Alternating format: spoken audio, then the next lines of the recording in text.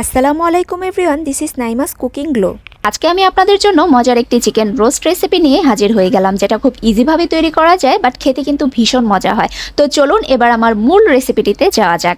এখানে আমি রোস্ট কাট করা মুরগির কিছু পিস ভালো মতো ধুয়ে নিয়েছি। এবার চিকেনগুলোতে সামান্য জর্দা রং মেখে নিব, যেহেতু এই রেসিপিটিতে হলুদ গুঁড়া অ্যাড করা যাবে না, তাই জর্দা রংটা দেওয়া। এবার অন্য একটি বাটিতে আমি বেশি করে টক দই নিয়ে নিয়েছি। টক দইয়ের সাথে আমি অ্যাড করব 1 চামচ মরিচ গুঁড়ো। দেন এটাকে ভালোভাবে ফেটিয়ে দুইটা একসাথে মিক্স করে নেব। তো আমার মিশ্রণটা রেডি হয়ে গেল। এবার আমি একটি প্যানে প্রায় 1 টেবিল চামচ পরিমাণ তেল নিয়ে নিচ্ছি। তেলটা যখন গরম হয়ে যাবে তখন আমি রোস্টের যে পিসগুলো আছে একে একে সবগুলো ভেজে নেব। হালকা করে ভাজবো, বেশি কড়া করে ভাজা যাবে না। ভাজা হয়ে গেলে আমি যে দইয়ের মিশ্রণটা রেডি করে রেখেছিলাম সেখানে আমি ভাজা চিকেনগুলো চুবিয়ে রাখবো। একটু হালকা নেড়ে চেড়ে দিব যেন চিকেনের সাথে একটু টক দইটা মিক্স হয়। তো এভাবে করে আমি প্রতিটা চিকেন ভেজে নেব। আমার সবগুলো চিকেন ভাজা হয়ে গেছে। এবার অন্য একটি প্যানে তেল নিয়ে নিচ্ছি। তেলটা গরম হয়ে গেলে দিয়ে দেব পেঁয়াজ কুচি।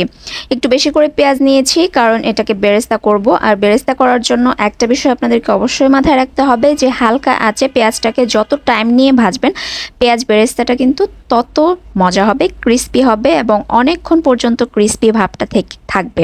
তো সেজন্য আমি একটু টাইম নিয়ে আর কি হালকা আঁচে পেঁয়াজটাকে ভেজে নিচ্ছি। তো আমার পেঁয়াজ বেরেস্তা হয়ে গেছে, এবার কিন্তু খুব অল্প দেখা যাচ্ছে। তো পেঁয়াজ বেরেস্তা থেকে আমি কিছুটা পেঁয়াজ বেরেস্তা তুলে রাখছি। এটা পরবর্তীতে আমি ডেকোরেশনের জন্য আর কি সার্ভিংয়ের সময় ওটাকে উপরে দিয়ে সার্ভ করব। আর বাকি যে পেঁয়াজ বেরেস্তাটা ছিল তার উপরে আমি আরও কিছু তেল দিয়ে দিলাম। এবার হচ্ছে দারচিনি, এলাচ, তেজপাতা দিয়ে এটাকে একটু নেড়ে চেড়ে নেব যেন ফ্লেভারটা একটু বের হয়। তো এখানে নেড়েচেড়ে নেওয়ার পর এবার আমি অ্যাড করব বাটা মশলা।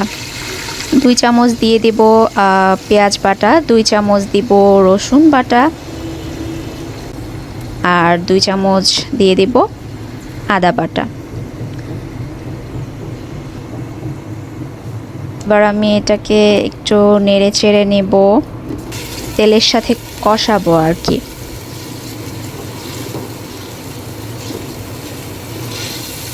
তেলের সাথে যখন মশলাটা একটু ভাজা ভাজা হয়ে যাবে তখন আমি অ্যাড করব পানি দিয়ে এটাকে কষিয়ে নেব মশলাটাকে।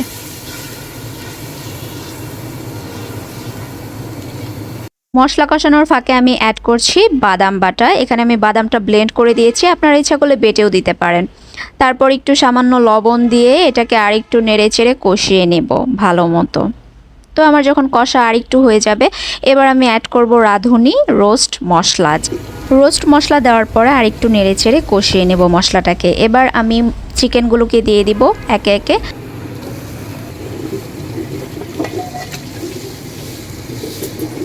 সামান্য পানি অ্যাড করে নেব চিকেনগুলো ভালো মতো সিদ্ধ হওয়ার জন্য।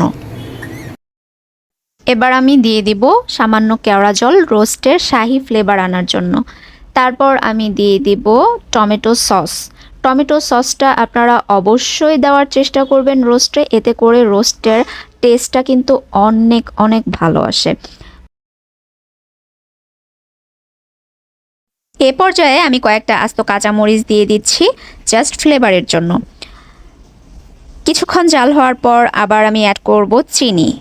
এবার আরও কিছুক্ষণ জাল দেওয়ার পর যখন তেলটা উপরে ভেসে উঠবে আমাদের রোস্ট রেডি।